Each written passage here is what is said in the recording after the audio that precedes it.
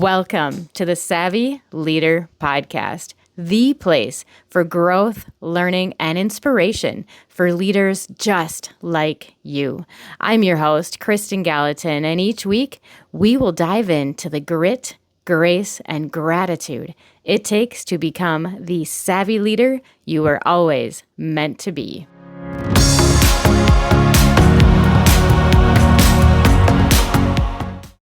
Welcome, everybody, to this week's edition of the Savvy Leader Podcast. I am so beyond excited to share a good friend of mine, Molly Nadeau. She is a mortgage broker with Neighborhood Loans.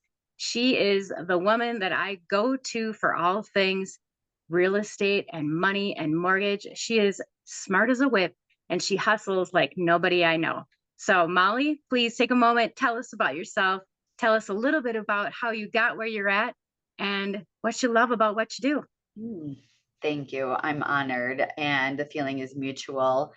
And we met through real estate, which is so fun. I think first, initially, we had a shared client, and then over time, made it a choice to share clients and help them. Usually, when someone hires you and they get your level of service, expertise, education, they also like our style of service, expertise, education. So it becomes a really fun, smart match. Yes. I've been doing this for a long time. I started in the year 2000 selling money. I sell money. I help people finance homes in real estate. And I'll say I bought my first home when I was 18. And I bought it with a boyfriend whom I loved and was going to change him. And what happened with that first home, about 15 months later, we had to sell it because, oh, by the way, he didn't tell me he was, a loser to begin with. And so here's what happened. We sell the home. And at the time, for context, I was making like $10 an hour at a local furniture store, hustling furniture. And the sale, we were going to profit $40,000. So even split $20,000, that would have been life-changing money for me, just life-changing money. And oh, by the way, he was such a mess that when we closed and sold, he had so many liens and judgments that all of the profits, including mine, were swept away and took care of those things. So I learned two very, very important lessons. I learned that one, it matters who you buy real estate with, and two, that it was very powerful. I did not understand the full functionality of real estate, money principles around it, but I knew it was a very powerful tool. And I think that helped lead me into that mortgage industry. Now, fast forward, after so many years, I serve a lot of families. I'm in the top 1% in the nation for producers. And I treat my occupation like more like I'm an educator. I help families understand how to acquire real estate, build generational wealth, and use mortgage as a tactic or a tool to do so.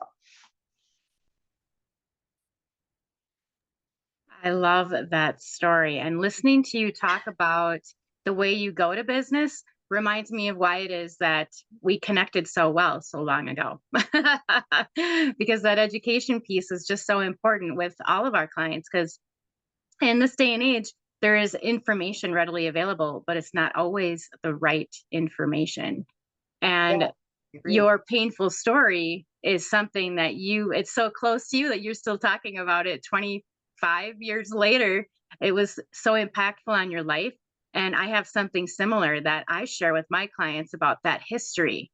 And this is what I learned. And this is why I'm sharing with you and why I want to be your advocate. So I love that you put so much heart into the work that you do. Tell us a little bit about the key moments of your decision to step into mortgage, though.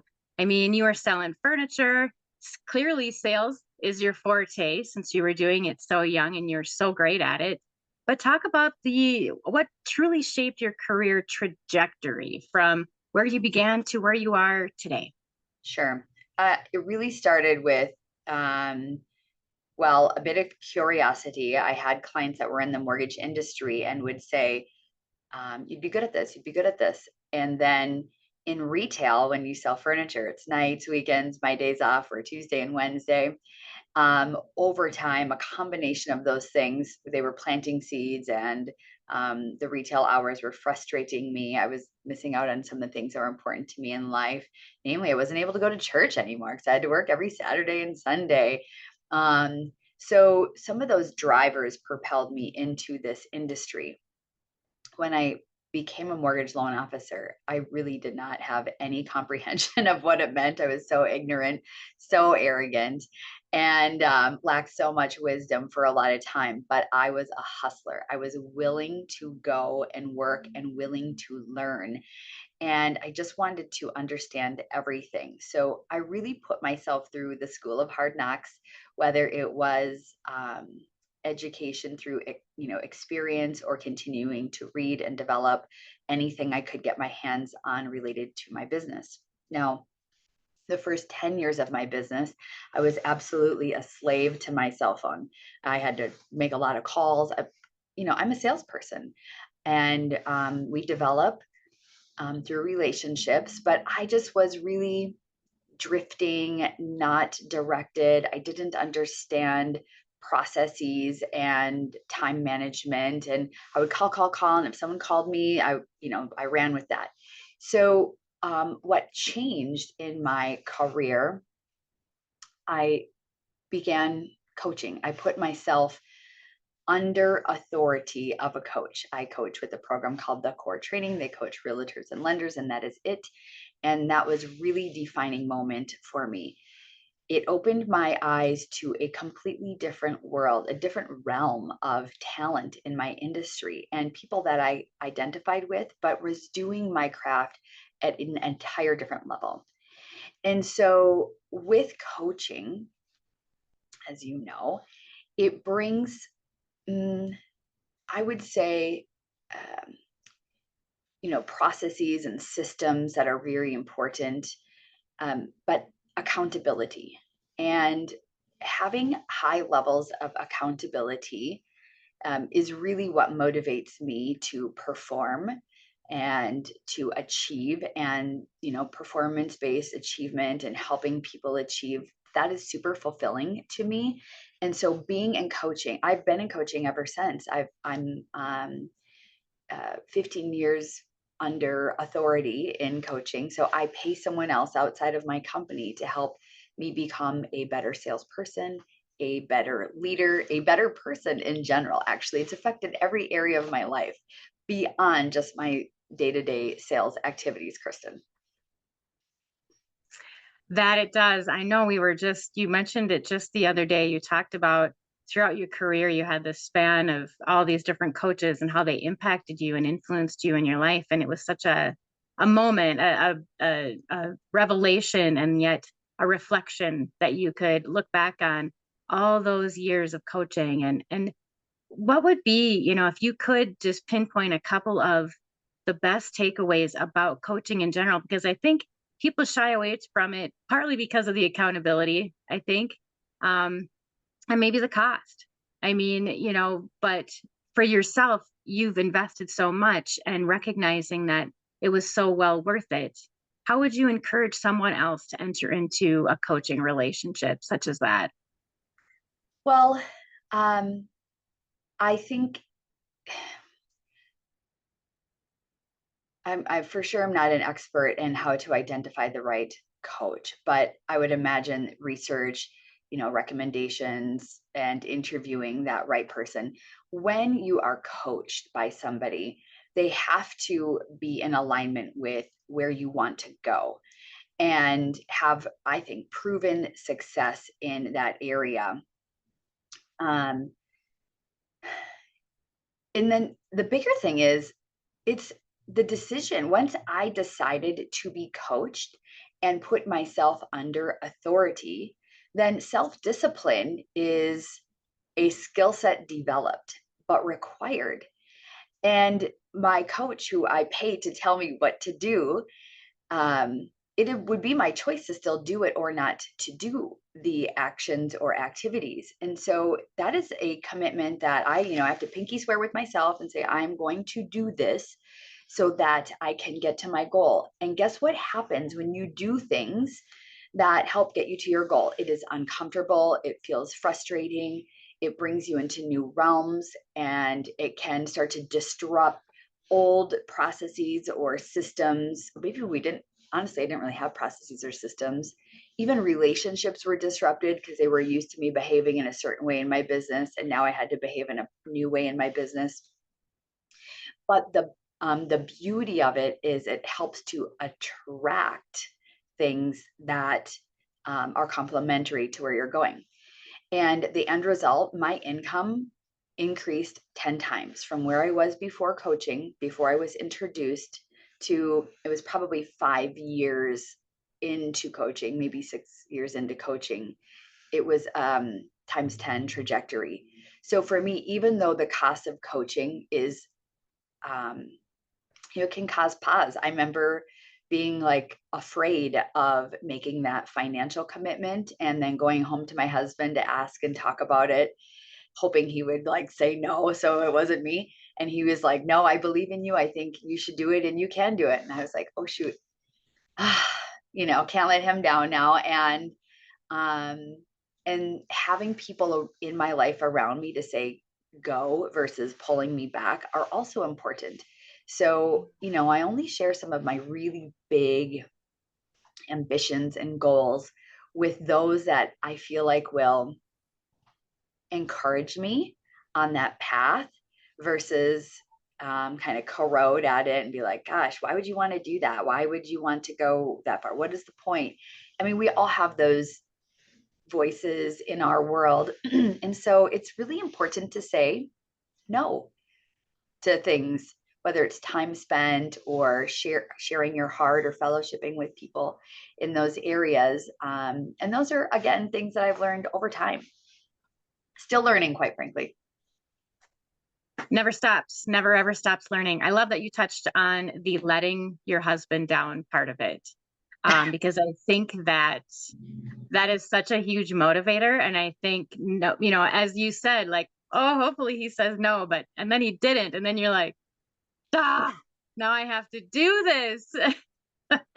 And not only do I need to do this, but I need to do this for him too. I'm not doing it just for myself, which puts a whole nother level of accountability to it. I mean, it's self accountability because you don't want to let him down. And I think that's such a powerful thing when we find something that's so important and we're passionate about, and then recognizing how it affects those that we care about too. So, because I I can want to totally add relate. one thing to that with my Yeah. husband. We something I learned in coaching. My spouse is my number one client. Number one. Mm. Operation Stay Married. And so it takes effort and time and intention. And instead of giving everything all day long and coming home empty, I need to spare a little or muster up, I need to bring a better Molly to my family. We spend all this time away from our families trying to earn and provide and create a life that our families want to enjoy. And then what's the point if we just come home like a big pile of doo-doo? Our point and intention is to, in my case, I also want to build generational wealth.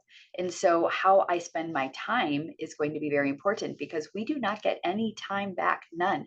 Once it has passed us, we cannot go back. There are no redos. And I want my time spent as productive as possible.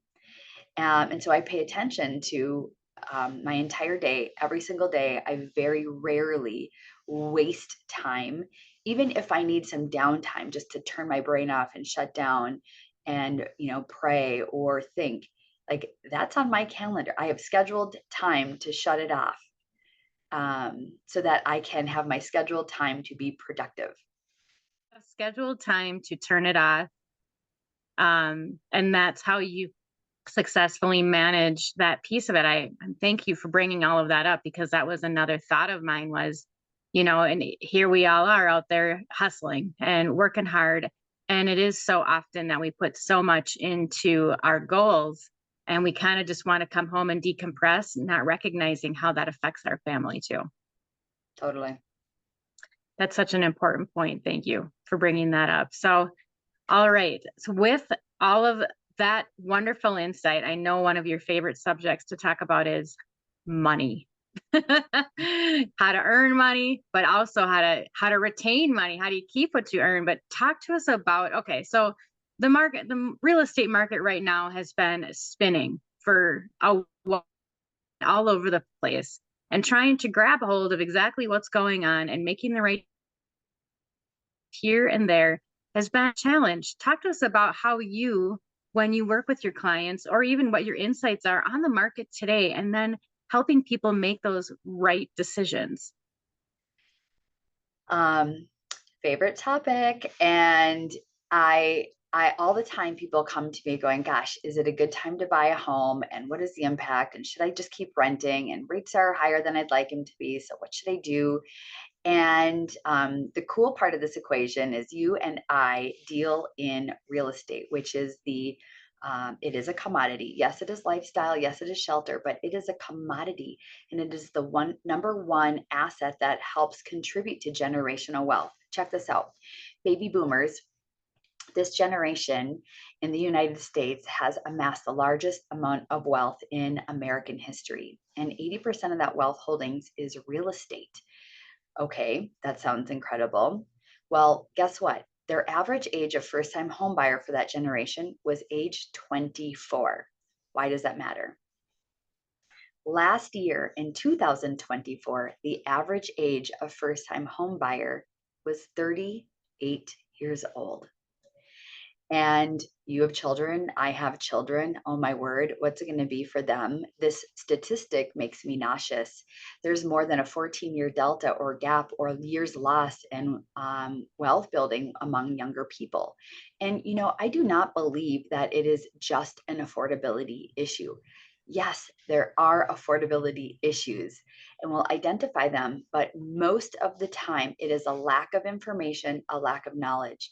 I do think that if we can equip our younger people faster to make decisions to get into the market and hold it over time, they are going to acquire more wealth. And right now, they are not doing that.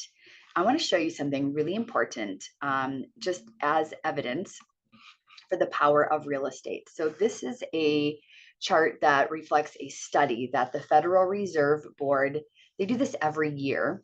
They study net worth amongst two groups of people, rental households and home ownership households.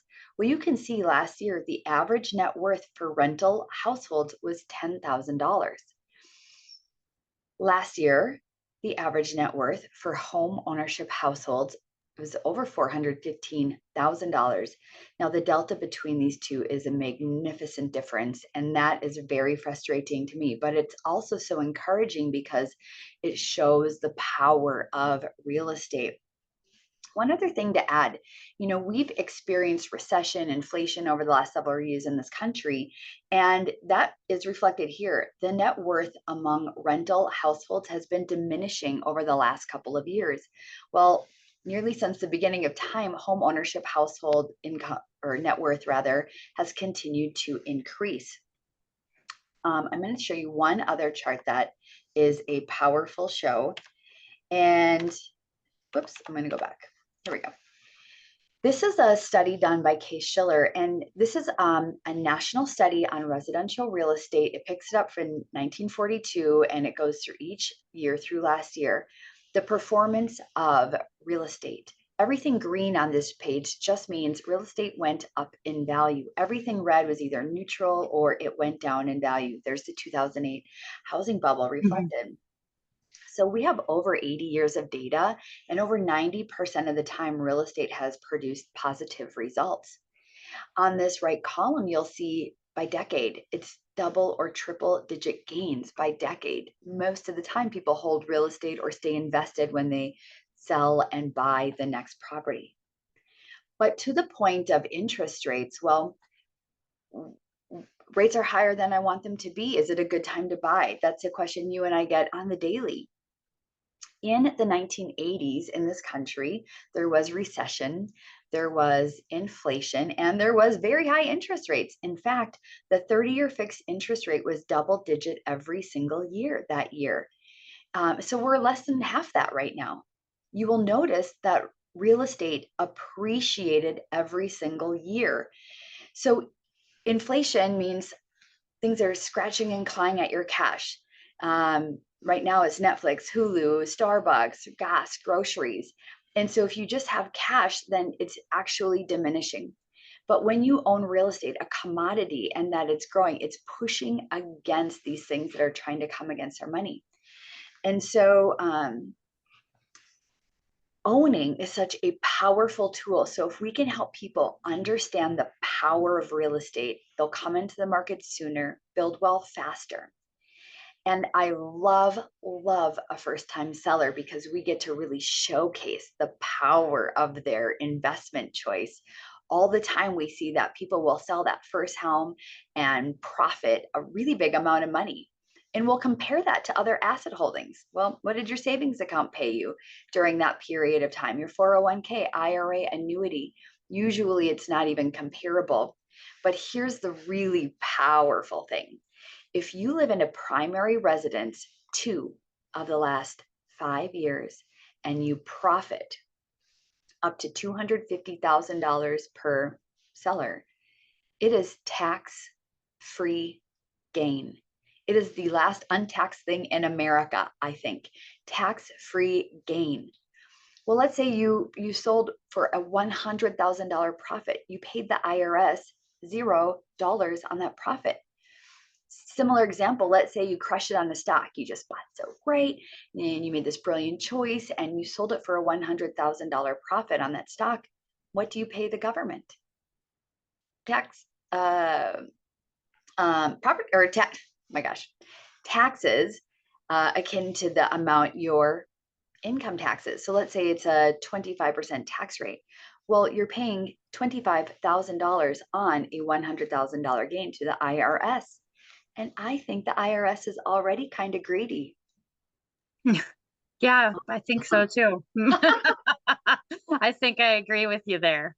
It is amazing. I don't think the general population understands just how much money the IRS collects in other ways besides income tax. We all talk about this income tax all the time because that's what we see when we do our taxes, or that's what comes out of our weekly or monthly paycheck, or whatever the case may be. But ultimately, there are so many other avenues that the IRS is collecting money.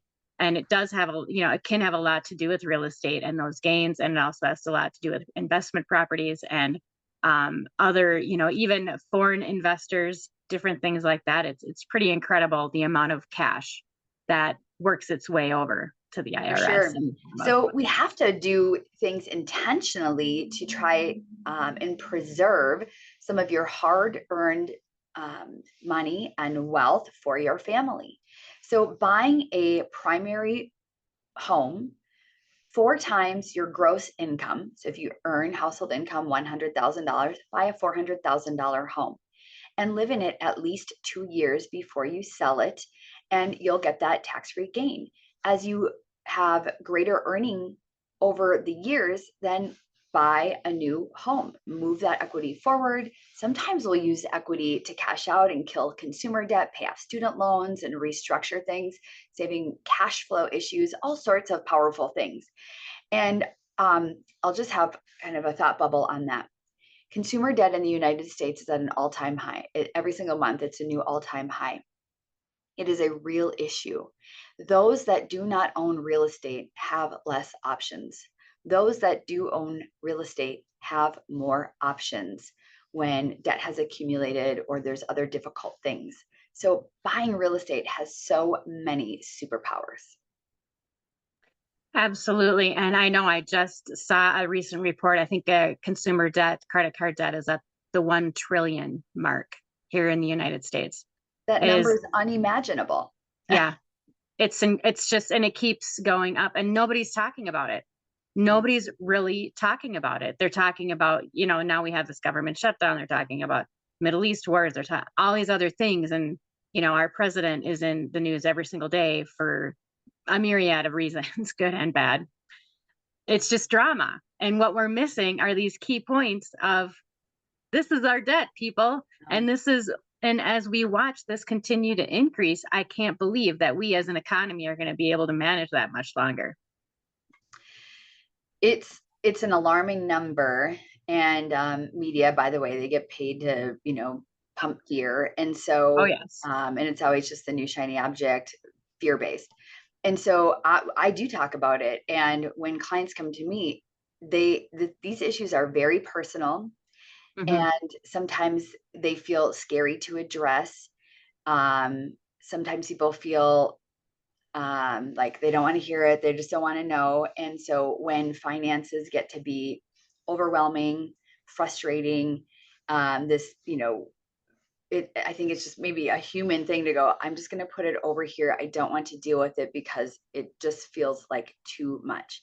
Well, when coming into my world, we deal with it. I help my clients become very good friends with their money.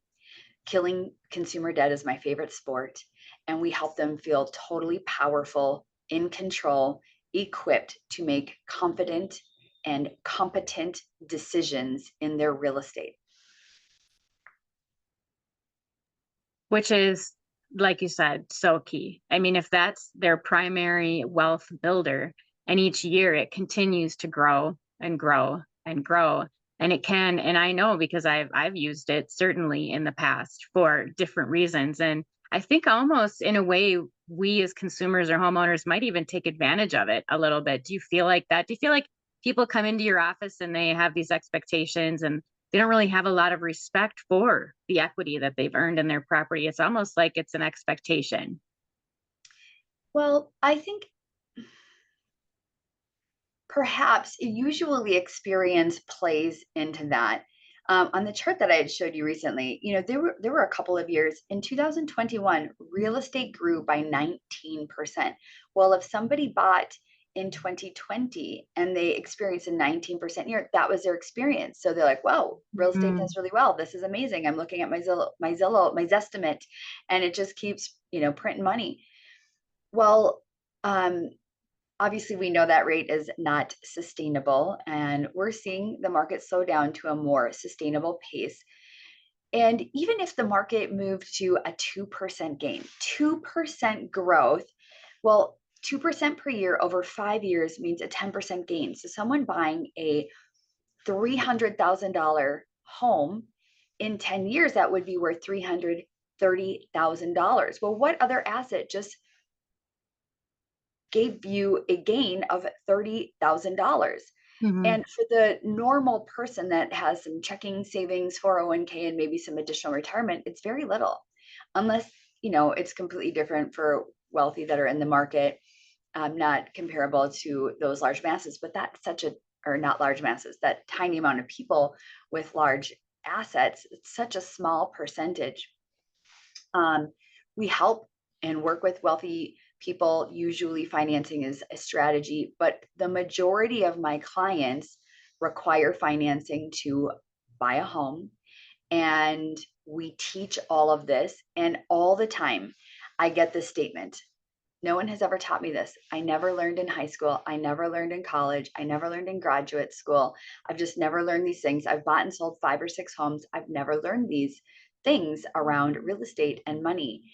And isn't that really the issue? We should be teaching this earlier. And if you have not learned, it's okay. Give me a call. We'll talk about it. And then you teach your kids and help your kids buy real estate earlier. Yes, absolutely. I agree. And it's so true. Our school system has shifted away from so many of the basic fundamentals. I remember being in high school and they taught us how to write a check. An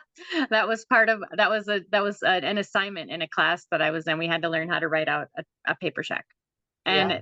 And it's just so not that way anymore. They're moving towards so many other things. And maybe, partly because our world has gotten so much bigger, so there's just this expanse of new technology and new things to learn. But we have gotten away from those basics and teaching ourselves and our kids and remembering about the basics of money and just managing it.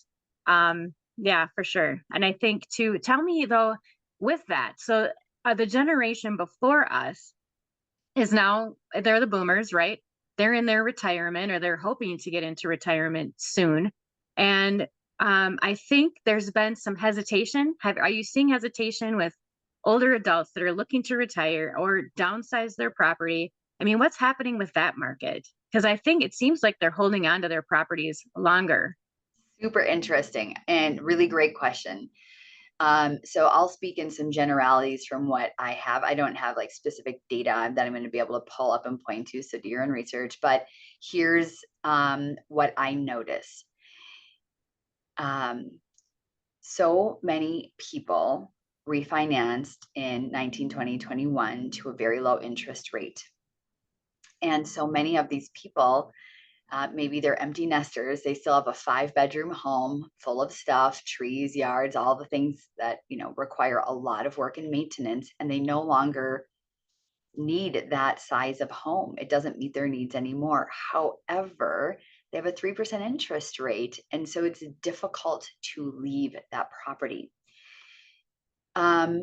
Some are making these decisions. They're like, I refinanced into this rate. I'll do it again. I'm going to go get the home that I want. And some just can't quite get over that rate issue.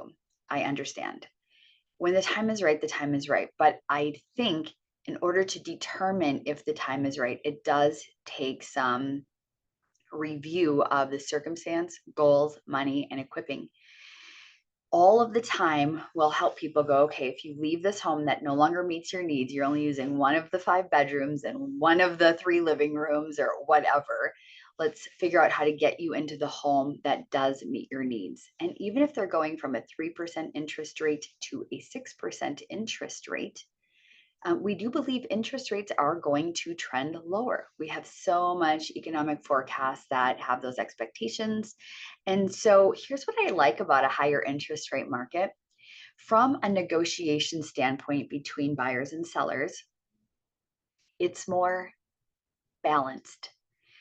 The last 5 years, the sellers were the king of the world. But if you were buying, oh boy, did you have to really relinquish a lot of ground in a negotiation, and you weren't in the most powerful position. And so here's what I have noticed being more balanced. You can buy and sell in tandem. We call it contingent. Buy and sell in tandem. Well, the last 5 years, you had to sell, put your stuff in a pod, move somewhere temporarily, move twice. All of that has a cost. It has an actual financial cost. You're writing a check for those activities, but it also has a mental cost, time away from work. Those costs are significant if you really start to think about it. Now, if we're buying and selling in tandem, we're doing the move one time. You have a balanced negotiation on the sale, a balanced negotiation on the buy. It's going to save you time. And no matter what, you still you own that asset. You've just changed your asset and you're getting a lifestyle that is maybe more agreeable. At some point, when we look to refinance that interest rate, when it makes sense to do so, well, now it's just the borrower and me deciding when to secure that rate lock. So we get to use strategy, and we're not guided by contractual timelines with sellers and other things that are affecting our strategy to secure the best rate. So I think big picture, long term, if you are ready to move, let's figure out the math, the money, not only to acquire in this moment, but what does that future forecast also look like? It is a really big picture. It's not just a transaction. It's going to be a transaction that cooperates with your overall financial plan. We'll make sure that it does so. Awesome. That's so insightful. And two thoughts bubbled up in my mind while you were talking about that. One was, and it leads back to a little bit at when we touched on our national debt. And so how can your home be a valuable asset to you if disaster strikes? You never know what tomorrow may bring. And sometimes we get hit hard with life. And how can your home or that investment really help you get beyond those tough times? Okay, so I'm going to do more of a cartoon example. Cartoon, it feels like for us, but maybe not those that lived in, Kiev and Ukraine. But I had an actual borrower say, "Gosh, I feel like we're might be going into World War III. I don't think it's a good time for me to purchase a home." And I said, "Okay, tell me more. Where do you live right now?" In an apartment building in the Twin Cities, in a high density building with lots of people. A person who owns the building doesn't know them, in the Twin Cities. And I thought, gosh, in the most extreme circumstance, World War III, would I want to be around a zillion people relying on someone that owns that building that has no relationship with me? I have no garden, I have no generator, or would I want to be in my own home near a water source with a garden planted, build a bunker, whatever? This is feels totally far out, of course. But still, in that circumstance, a home brings freedom, security. You can put a generator, you can plant a garden. I can fish in my backyard, and I can also play kickball and volleyball and do other things that are really fun and live life, and have a dog with a fenced-in backyard. And there's just so much lifestyle, but security that comes along with home ownership, and it's proven health. Those that live in owned homes are healthier. There's statistics you can find right on HUD's website. So true. And yes, I mean, for sure. I think that some of us do feel like our world is on the edge of something, and eventually we'll get there. We'll have to see how well things unfold over the coming years. But that also brings me another thought that bubbled up in my mind was, so you talked about generational wealth. And I know here in Minnesota that's been a huge topic, huge topic. And there's been incredible initiatives there to support buyers, to, first generational buyers. Can you talk a little bit about what's now becoming available to help the people that have never had this opportunity to own a home, and how much better it's getting to do just that? Oh my goodness. There is so much resource, piles of money to help people with down payment assistance. And oftentimes, there may be ways we can layer assistance. Down payment assistance, sometimes the assistance is um, forgivable and you don't have to repay it in some circumstances. But usually, the assistance is structured like this: it is not a gift, it is not a grant, it is assistance that is lent. Now, depending on income or other qualifications, they may have to pay that assistance back monthly. And in other circumstances, again, qualifying, they may get to use that money and only pay it back when they either refinance or sell their home with no interest and no payments on it. The point is, there are a variety of different assistance programs to help people get in to a new home with as little as $1,000 of their own saved money. We use this to help them get in and sometimes save more of their cash, which will keep them in a more powerful position just to have some liquid funds of their own going into home ownership. Plus, it allows people to buy sooner and have that wealth building tool grow and go as an asset. And oh, by the way, 100% of the interest you pay on a mortgage and property taxes, and sometimes mortgage insurance premium, is tax deductible. That also changes your relationship with the IRS. So there are other key factors that will be impactful to your overall money. Yes, for sure. It does. Okay.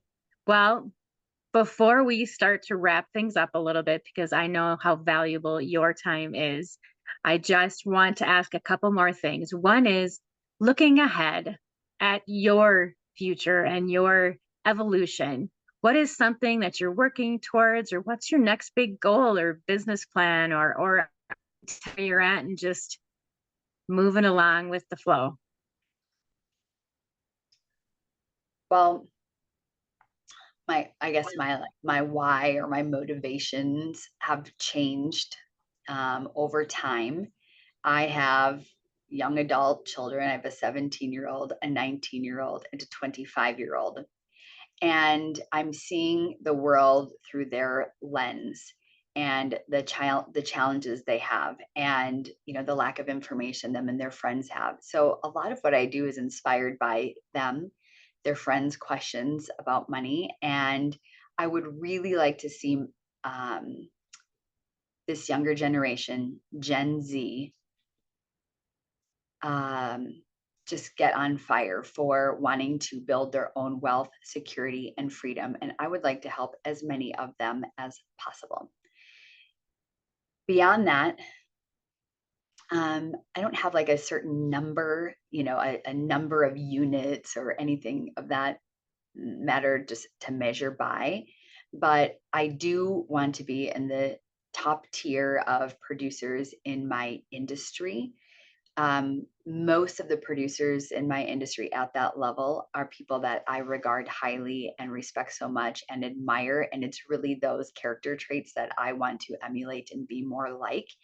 And I've seen beautiful lives produce. And so if I can do that, serve a lot of people, help my children, and someday be able to chasten, my grandchildren. I mean, I think that just results in a really cool life. So great. I love that. It's such a personal touch. Is there one core message or philosophy you would like to pass on to others in the industry? Industry people, my peers. Hmm. Well, I, we are in sales, and this is a relationship business. It's transformed so much. So much has gone to big tech in real estate and mortgage. And the skill sets put in place of the loan officer role is more of a telemarketer, low skill set place. And I think that is a really terrible disservice to borrowers. And so, if you are a real human in this industry, learn about money, teach your clients to become wise and prudent decision makers so that they can be powerful in this choice. And you have to do the work. We have to pick up the phone and serve as many families as possible, because real estate is like the bedrock of our community, of our economy, When real estate thrives and does well, everything thrives and does well as a result. And so I think we have to help more people make an informed choice to buy together. Before we move on, I have to talk because I love that you are a strong businesswoman of faith, and it has been such a guiding light for you in all that you do. Can you share a little bit more about that? As a woman of faith myself, it sometimes feels a little awkward to talk about it, not because I'm ashamed or anything, but it just seems like it's hard to find the right time. And why not just share some insights with our audience about what helps you, what's your guiding light, and tell us your story about your faith. Yeah, well, thank you. I love Mm. this question. I am saved by grace, and I'm a sinner, and I need a savior, and I'm so grateful. I I um, I had mentioned earlier that I'm in coaching, and um, but I failed to mention that my number one authority is Jesus. Well, when I gave my life to Christ, it transformed my life. And then the next most transformational thing was going into coaching.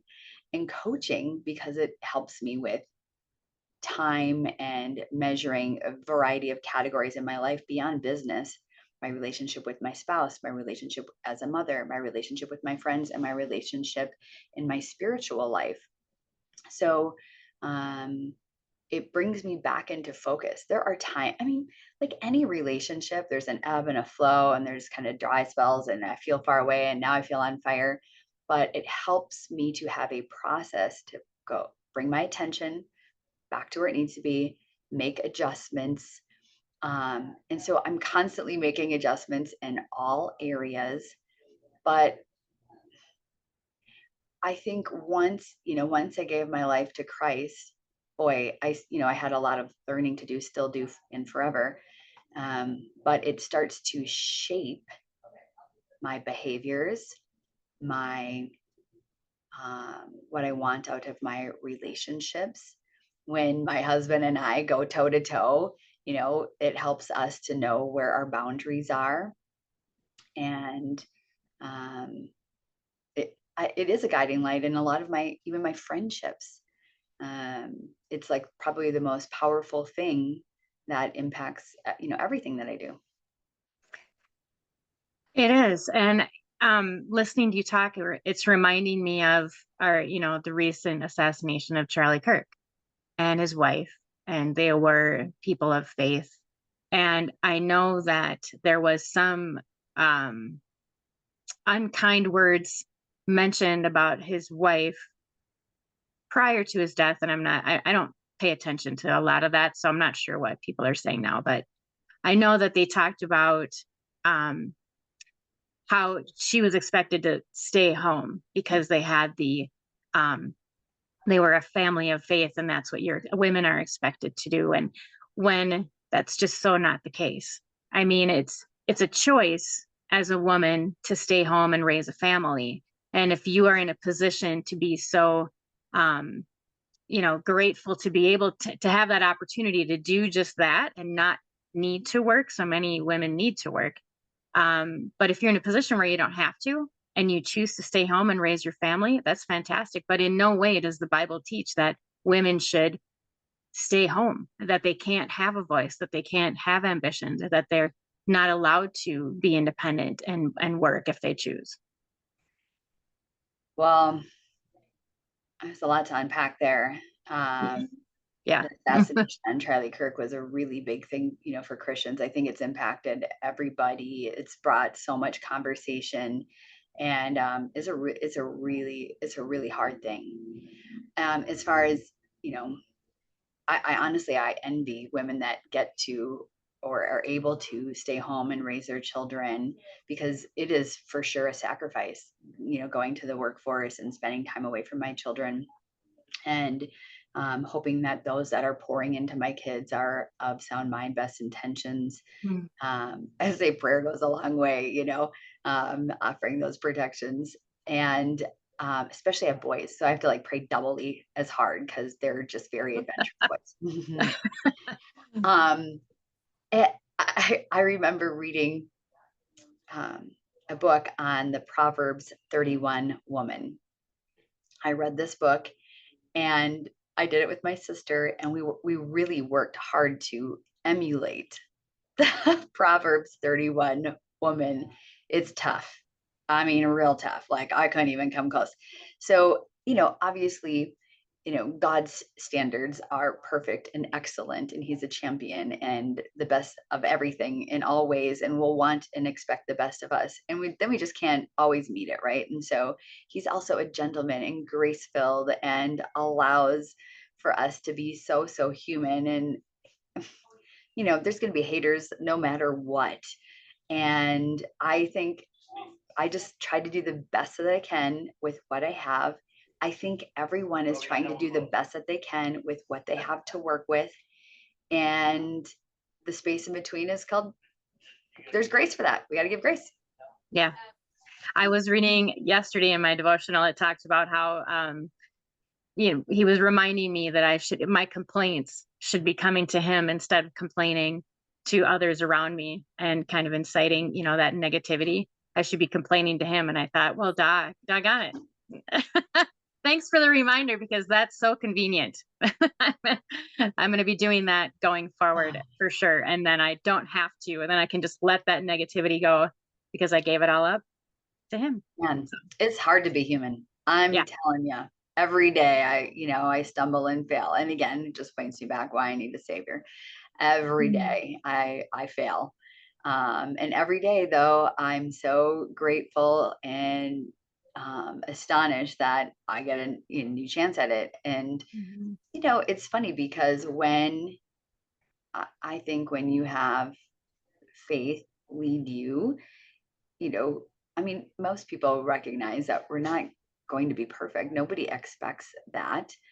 I mean, we wish we were and wish others were, I suppose, but nobody expects that. And Mhm. that's where camp compassion and empathy comes into play, are things that I have to work on all the time. Yes, and we all do, and we have to give ourselves that same grace and patience. Totally. Absolutely. Perfect. I love that. Um, Thank you so much. Molly, find you? Where can people find you and get in touch with you and get educated on the and be friends with money? I love that quote. Friends with money. Um, my personal page, my bank's website is mollynadeau.com, MOLLYNADEAU.com. There you can find all of my socials. I'm probably on all of the socials. And so let's just start a conversation. Bring me your questions. We'll see where it leads us. I would love to talk and see how we can help you start your generational wealth building journey. Thank you so much. And truthfully, I admire you, the work you do, your hustle with such grace and style, and your heart and your intentional give back to the community. And I'm anxious to see, given your new priority shift, what might come of that. I mean, I would love to see you get engaged in the community in some way that helps to support the young people and getting them into homes faster. So you just never know. I would love to see Never know. something though. Yeah. Never Thanks know. again for being here. I'm so Thank grateful you to know you. so much. This is amazing. Yes. I appreciate you so much.